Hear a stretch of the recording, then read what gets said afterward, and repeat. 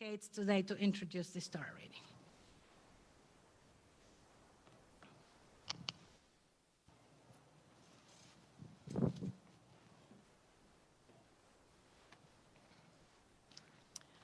So I have to preface what I'm going to say by noticing that this is the first time that Bill and I have been in the sanctuary of TBZ for High Holidays.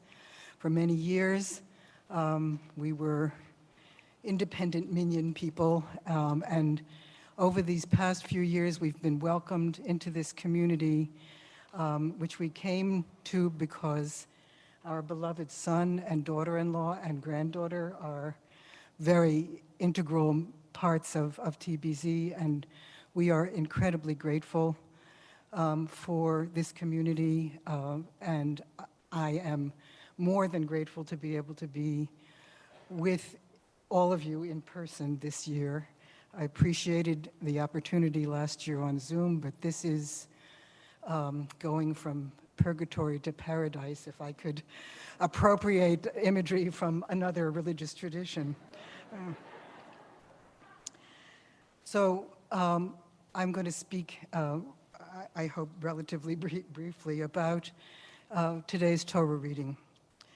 As we hear the many shofar calls in the Musaf service, we chant Hayom Harat Olam.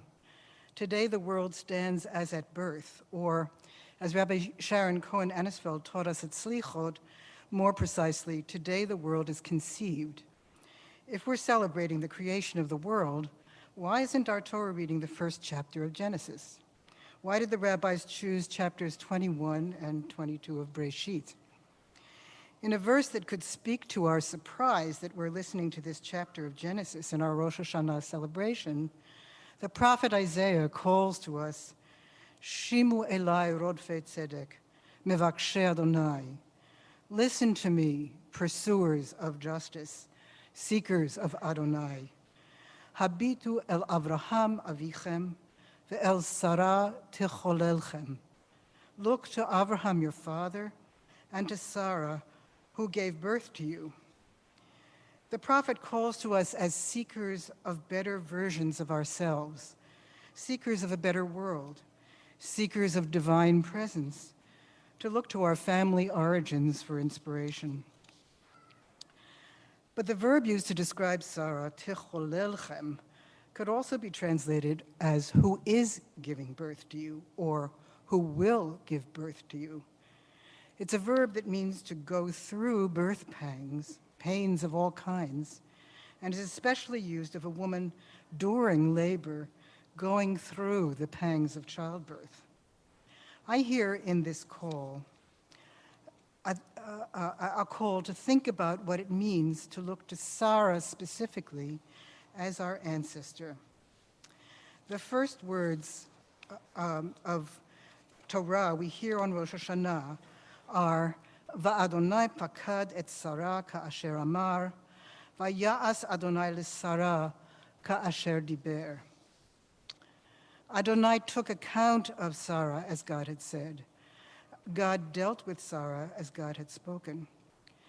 God, we're told, fulfills promises, and the result of God's taking account of, dealing with Sarah, is that a passionately desired, unbearably long deferred wish is granted. Sarah became pregnant and bore Avraham a son in his old age. What greater reassurance could we ask for on the day of judgment? What more poignant reminder of the ever-present possibility of renewal on the day of celebrating creation? The Hebrew verb pakad, here rendered as took account of, can also be translated remembered. When we then hear the verse as God remembered Sarah, we recognize an inspiring example for Rosh Hashanah, the day of remembering. In this narrative, however, remembering takes on a special character. God pays attention not to a generic human being, but to a woman, using as the medium of communication a specifically female life event. This mode of interaction between God and a woman involves more than the apparently simple fulfillment of a promise. The relationship between God and Sarah, in fact, has a complex history that we may find more troubling than reassuring. Sarah, throughout the story of this first generation of our ancestors, is what my teacher Aviva Zornberg calls a staunch realist. In contrast to Avraham, whose faith is sustained by immediate experiences of divine presence and promises, Sarah's faith is more difficult. She's rooted in awareness of the painful gap between promise and reality. As the Torah presents her, we see her acting in ways that respond to that gap with results that are complicated and sometimes deeply painful. But we also hear God-given assurances of concern and affirmation for her.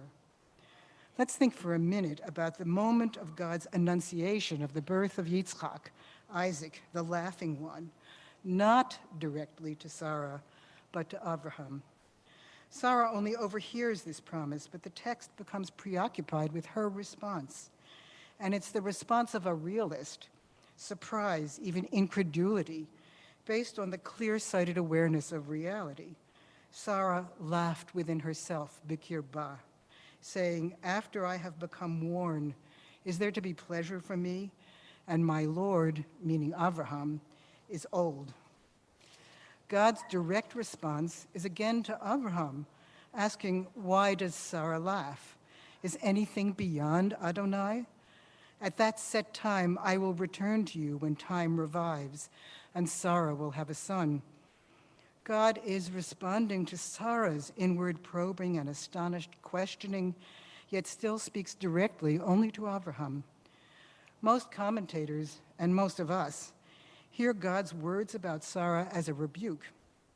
And Sarah also seems to hear God's words as a rebuke to her, because we're told that she pretended otherwise and said, "No, I did not laugh," for she was afraid. But this finally pushes God into speaking directly to her. But God said, "No, indeed you laughed." But I hear this final assertion from God in a very different tone. Sarah and many of us seem to think that her reaction has been taken as unacceptable doubt. This leads her to disclaim her own inner life. To this, God responds by acknowledging, even validating, what she has felt within herself, Bikir Ba. This first and only direct dialogue between Sarah and God confirms that God has heard the silent voice of her inner reality in all its complexity. Far from requiring that she disclaim her laughter, God claims her as one whose conflict between doubt and hope is known, and as a person who requires direct response. In the intensity of her spiritual struggle, Sarah has pushed God into establishing an unmediated relationship with her. And that is where we are with the opening verse of our Torah reading for today, the fullest, most unqualified moment in the complex relationship between Sarah and God. Now Adonai took account of Sarah as God had said. Adonai dealt with or did for Sarah as God had spoken. God here pays attention to Sarah in direct, unambiguous fulfillment of promises to her. And although Avraham gives the child his name, Sarah declares its meaning. God has made laughter for me. But this is literally a moment. In narrative time, almost immediately, Sarah perceives trouble. Ironically and tragically, the complication in the family that Sarah herself had brought into being in her effort to close the gap between divine promise and empty reality now challenges the satisfactory conclusion of her long quest. In her activism on behalf of covenantal continuity, she becomes the agent of oppression and nearly fatal exclusion of another mother and son. She may see clearly what is essential for the future of a covenantal community, but her vision and mode of acting on it exact an enormous price in suffering for others and for her. Greatest of the many ironies in this history, God becomes an open ally of Sarah, telling Avraham to listen to her voice at the moment when she falls silent.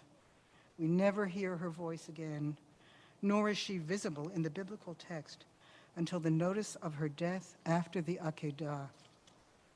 But the difficulty and complication of the relationship between Sarah and God and Sarah, make her our teacher and our inspiration on Rosh Hashanah. Refusing to abandon her clear-eyed perception of reality and its distance from the promises made by the divine voice or the sacred text, she holds on to hope and stays loyal. It's precisely through her struggle with doubt and skepticism that she pushes God into manifesting presence, into direct speech. In the Midrash, the rabbis notice how rarely the Bible records speech between God and a woman, and how many circles God encircled in speaking to Sarah. But we may find that mode of roundabout communication to be the most plausible source of hope for us. Unlike Abraham, to whom God calls and with whom God is persistently the initiator of connection and mission, Sarah actively constructs her awareness of God's workings in her life. She tries to push a flawed, incomplete reality into the shape she knows through faith that God has designed. Her activism also entails floundering and wrongdoing, yet we can derive reassurance from God's continuing presence to her precisely in her flawed striving. God fulfills promises, does for Sarah as God had spoken, but fulfillment is only a moment, giving way to anxiety, struggle, complicity in morally problematic action. Sarah, from this perspective, is truly our ancestor. By entering her story, we can find a language to construct our own dialogue with God. Habitu el Sarah techolelchem. Look to Sarah, who will give birth to you. So I invite for this aliyah anyone who identifies with Sarah's staunch realism and recognizes doubt and skepticism as a crucial part of spiritual life. Shana Tova.